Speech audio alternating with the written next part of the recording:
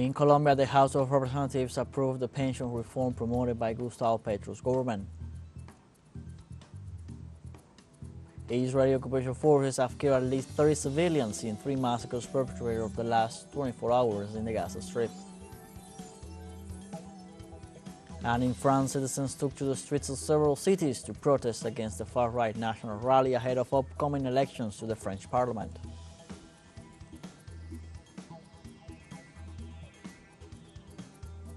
Hello, welcome to From the South. I'm Luis Alberto Matos from the TeleSur studios in Havana, Cuba. We begin with the news. In Colombia, the House of Representatives approved the pension reform promoted by Gustavo Petro's government. The pension reform was approved with 88 votes in favor. It will now be reviewed before being submitted to the President for its enactment. President Petro explained that this reform seeks to change the pension system, which left close to 3 million elderly people without any type of pension or savings, and to whom a pension bonus of 230,000 pesos per month will be granted. The Colombian head of state also described their approval of this reform as the main social conquest of the country's working people in a long time.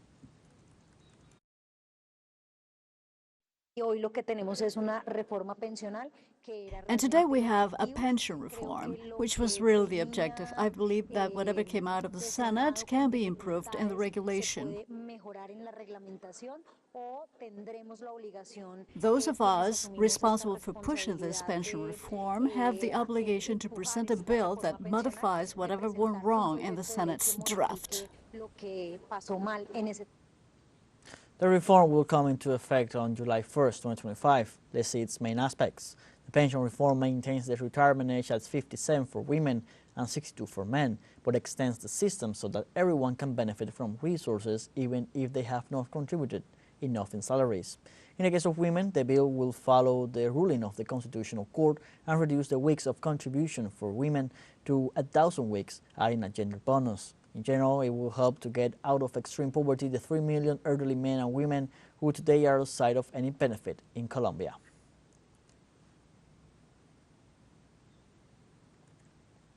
We stay in Colombia. The President Gustavo Petro canceled his visit to the peace summit on Ukraine for being aligned with the war. The Colombian president pointed out that the Russia-Ukraine conflict can be solved with the participation of both countries. Furthermore, the head of state indicated that most of Latin America and the government of Colombia do not agree with extending the war. Meanwhile, Petro stressed that it is important to establish a security zone without nuclear weapons that physically separates NATO from Russia and allows the security of former Soviet nations and Eastern Europe, the respect of the Russian peoples. In addition, the president summarized that while the world is approaching a global conflagration, while with the time running out to solve the climate crisis, nations have dedicated themselves to war.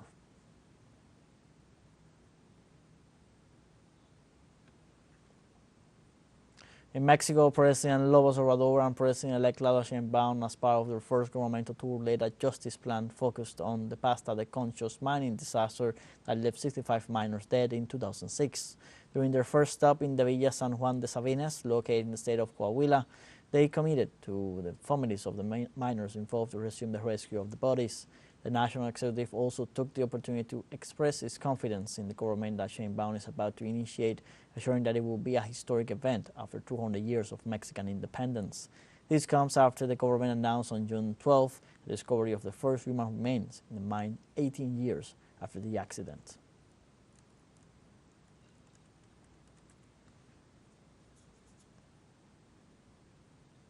Thousands of Argentinians rallied on Wednesday in front of the National Congress to express their rejection of the package of laws approved by the Senate. Police responded to the demonstration with a large security operation that included repression and arbitrary arrest against those who were exercising their right to express themselves. Our correspondent in Buenos Aires, Santiago Correa, with all the details. More than 30 Argentinians suffered the attack that the government is carrying out against social protests, in this case in the context of the rejection of the law of bases. One of them is Santiago Adano, arrested without being part of any riot in front of Congress. We are offering our support. It is the way we found to try to untangle this unjust situation of our friend, who went to demonstrate and was arbitrarily arrested and remains unjustly detained. A person very much loved by his family and friends. always looking for ways to help others, with clear ideas, with a heart to help others and for everyone who knows him. This musician, who was dragged and suffocated by dozens of police officers, was arbitrarily and violently arrested as part of the government's plan that seeks to criminalize any expression of opposition. He was arrested. He was coming out of the subway to get his car that was parked outside the Congress. It is unfortunate. At this moment, they are building a case against him, which is absolutely unfair. We are really worried because this is supposed to be a democracy. We have every right to express our opinions. In a statement, the government talked about an alleged coup attempt and the prosecutor Carlos Stornelli requested preventive detention for all those arrested, among them young students. Sasha is 24 years old. She's a student from the school center. We are members of the MST. We went to demonstrate in a very peaceful way. We never tried to make any kind of disturbance. It's crazy. We have to condemn, denounce, and make this more and more massive because we can't allow these things to continue or allow the government to keep violating people's rights. The police infiltrated as they always do. They infiltrate people in the demonstration to generate disturbances and in this way justify a larger scale repression and detain people who are not involved in any violent act. It is a tactic. We have been saying it since this government took office, that in order to try and pass the adjustments, to implement the surrender, the looting, the submission of our people, they have to resort to repression. And that's what they are doing, and that's what they are trying to do in order to intimidate those who go out for their right. Everybody demands the immediate release of all detainees, while requesting that the conditions of tolerance and free expression be guaranteed in order to be able to demonstrate within a basic framework of democratic coexistence. Santiago Corey, TeleSur, Argentina. In other news, the Simón Bolívar training ship of the Bolivarian Republic of Venezuela arrived on Saturday in Santiago de Cuba in a visit that takes place within the framework of the 34th training cruise abroad in 2024. The Venezuelan ship will remain in the Greater Antilles from this Saturday, June 15th to Wednesday, June 19th, and may be visited by citizens from Sunday 16th to Thursday 18th from 10 a.m. to 6 p.m. local time. It will then continue its journey to the city of Santa Marta in Colombia and Willemstad, Curaçao, to end its trip in the Venezuelan port of La Guaira on July 13th. According to the Venezuelan Ministry of People's Power for Defense, the 34th training cruise abroad will last approximately 3 months, during which it will sail some 4,500 nautical miles and visit several Caribbean and Latin American ports.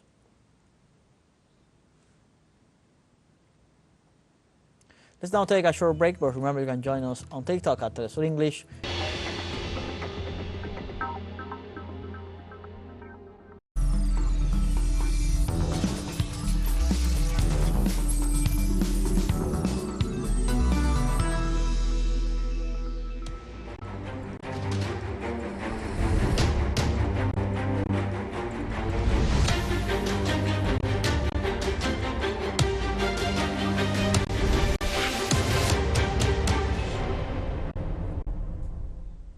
Welcome back. Israeli occupation forces have killed at least 30 civilians in 3 massacres perpetrated over the last 24 hours in the Gaza Strip. Another 95 people are reportedly wounded. Health officials warn, however, that both figures could be higher because many of the victims are still on the rubble. Health authorities also denounced impediments by Israeli troops to the entry of ambulances and rescue teams. According to the most recent tally, 37,296 Palestinians have been killed and 85,197 wounded since October 2023, when the attacks began, with the most of the victims being women and children.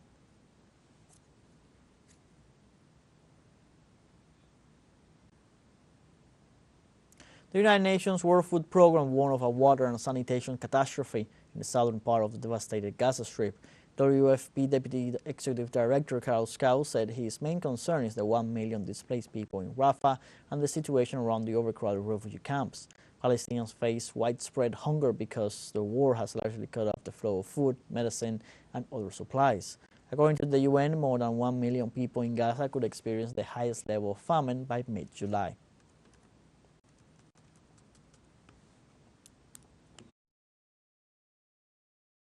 main concern coming out is really what's happening in the south, with the hundreds of thousands, up to 1 million of people who have been displaced out of Rafah, who is now stuck in a very cramped space between Rafah or Khan Yunis and on the beach in Deir el-Bala. I mean, here we have really a protection disaster and a water and sanitation catastrophe. People are camping on the streets, on the beach, at best with some piece of shelter. But we were driving through rivers of sewage. It's just a terrible, terrible situation. The World Health Organization says recent attacks by Israeli occupation forces in the occupied West Bank are damaging healthcare infrastructure and hindering access to medical facilities. WHO officials have expressed concern about the recent escalation of violence and the ensuing health crisis in the region, as well as the arrest of health workers and patients. The agency has called for the active protection of civilians and health workers following some 480 attacks on the healthcare system in the West Bank. Since the start of the attacks on the Gaza Strip, WHO has counted an estimated 521 Palestinians killed in the occupied West Bank, including 126 children and over 5,200 people injured.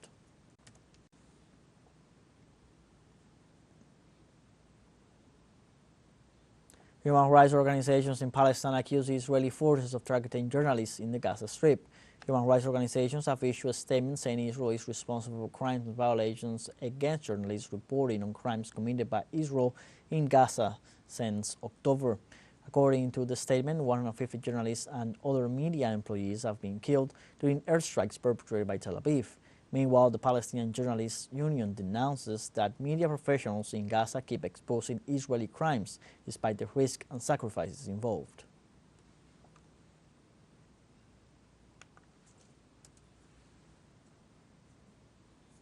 Humanitarian organizations also warn that continued closure of border crossings in Gaza threatens humanitarian and health disaster in the Gaza Strip. Humanitarian conditions continue to deteriorate as a result of the occupation forces continuing to close the crossings, stopping the flow of humanitarian aid and medical supplies, and depriving thousands of sick and injured people of traveling abroad to receive treatment.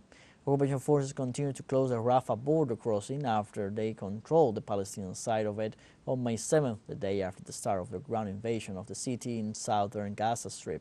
Since that time, the occupation has prevented the entry of life-saving aid and supplies into the besieged strip.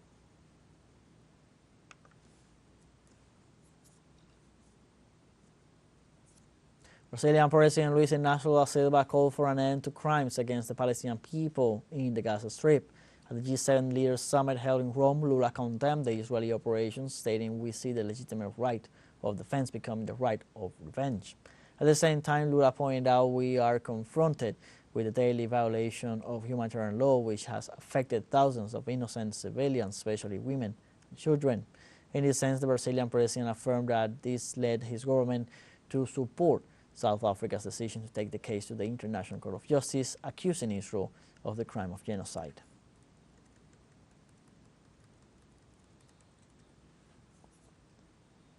We now have a fun short break coming up, but before we invite you to join our WhatsApp community for our English-speaking audience. You can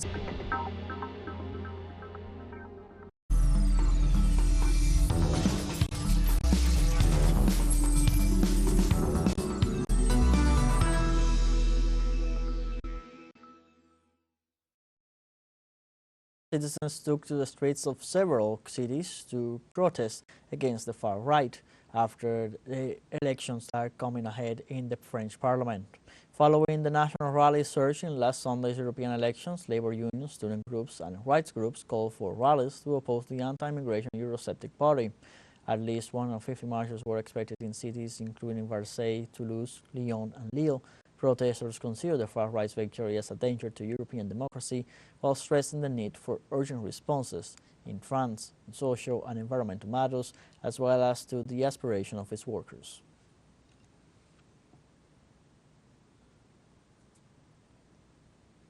In Russia, authorities confirmed the discovery of 4 corpses found on the rubble of a building that was shelled by Ukrainian Armed Forces missiles. The Ministry of Emergency Situations of Russia indicated the building was located in the city of Shebekino, in the Russian province of Belgorod, where 7 people were also injured. According to the authorities, about 380 specialists of emergency services and about 50 units of technical equipment took part in the rescue work. The official Kremlin spokesman Dmitry Peskov expressed his complete rejection of this aggression and pointed out that the Ukrainian army continues indiscriminate shelling of civilian infrastructures.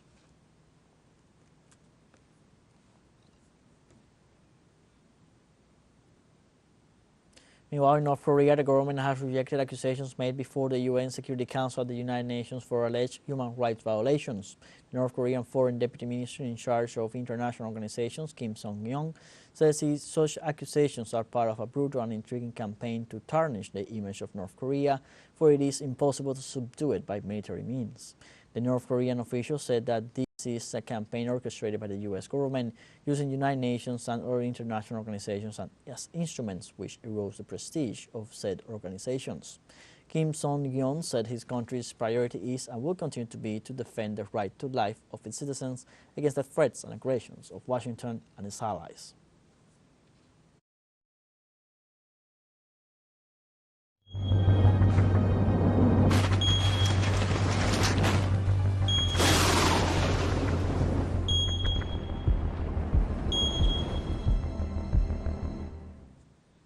Panama, the National Civil Protection System, has issued a yellow alert due to heavy rains across the country.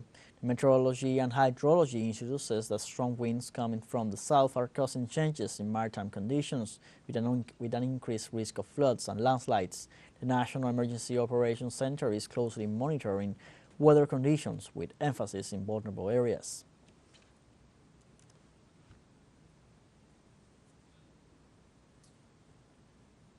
And in Singapore, Sentosa Island beaches were closed on Saturday following an oil spill that spread from a port terminal to the Sentosa Island shores.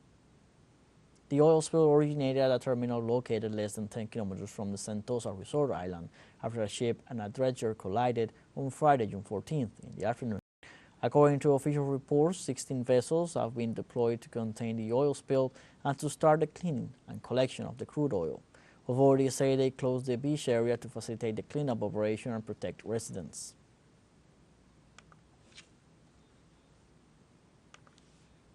Like this, we have come to the end of this news brief. You can find these and many other stories on our website at telesurenglish.net. Join us on social media, Facebook, X, Instagram, Telegram, and TikTok. For TeleSur English, I'm Luis Alberto Matos. Thank you for watching.